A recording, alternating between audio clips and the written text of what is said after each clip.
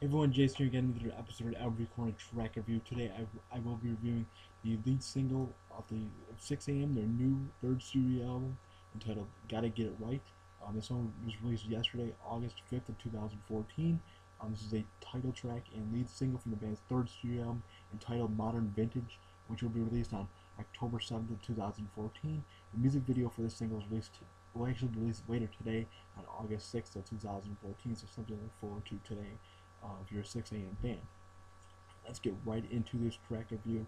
This song is very interesting, something we haven't seen from the band before. This track begins with some extremely short and faint, high-pitched group vocals, just very quickly, build into a very short drum and guitar riff intro. So there's kind of one intro and another smaller intro, kind of paired together, before building into and kind of progressing quickly into the opening of the song, which is a single screaming vocal line by James Michael. Very, very interesting here, and a rolling drum beat that leads the instrumentation very quickly into the first verse of the song, the first half of the song, before being paired with a thundering drum beat, peppered with um, some different guitar chords and riffs to give the verse in the first half of the song, the first little chunk after the introduction,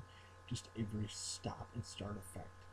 This effect, I feel, kind of has a series of mini build-ups and mini letdowns.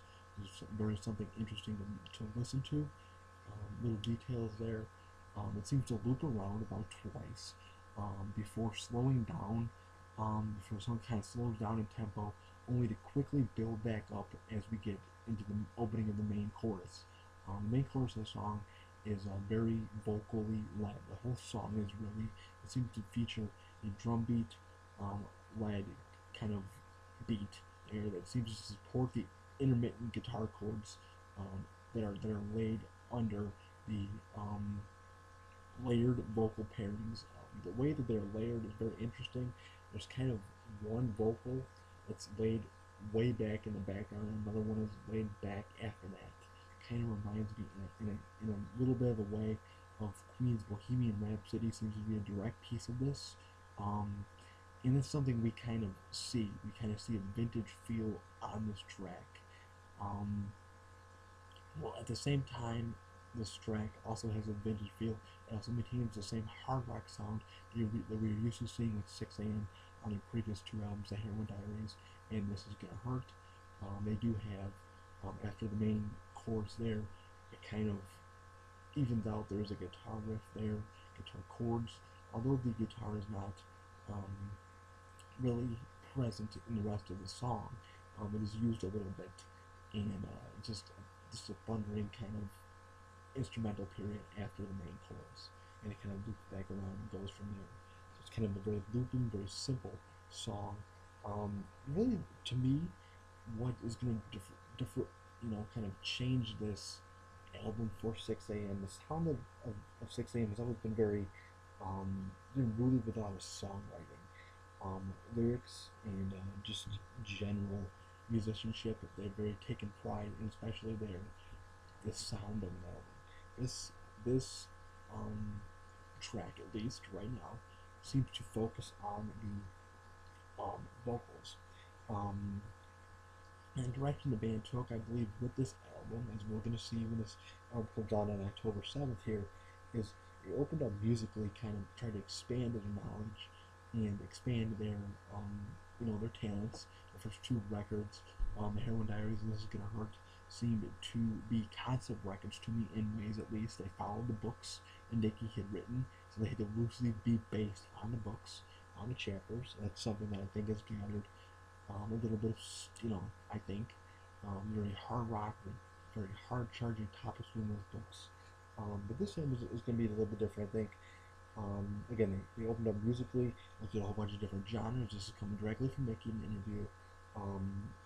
A whole different genres of music, classic rock, something that Nicky has been hinting at with Queen, T-Rex, as he had hinted at on the Sixx AM website. Also, a lot of modern music, I think, has been influenced with the band. bands like they've had on their tours before with Crewfest, maybe Papa Roach, maybe Buck Cherry, and all these younger bands has molded into this album. With this um, with this album and with all that, it seems to create a musical journey as what I think we're going to hear. There's going to be a whole bunch of different sounds in this album, I'm guessing, from what I'm hearing on interviews and whatnot. It says, especially James Michael, I found something very interesting. He says, you're going to see elements on this album, such as, that you're going to hear from the 60s, you're going to hear from also stuff they may not have heard yet, and just different elements. Something that's very interesting. The band is definitely taking the creative freedom they've created for themselves and kind of expanding upon it and just attempting to do something interesting here. Um, Overall, if I had to characterize a song, if someone were to ask me how would you characterize a song, I would say it's very vocal heavy. Um, Guitars DJ Ashba actually had said this, that with the guitar, he said the song was perfect the way it is, and I definitely agree with him, and this is why I did not mention any guitar portions in this kind of description of the song here, really, except for a couple chords and a couple riffs. Um, he says in the interview, less is more. The best option with the song is to musically was to play it as simple as possible. And this is something we see definitely on this track so far. Something I think is going to help the band, and maybe they can expand on that and kind of go backwards with the rest of this album. We'll have to see.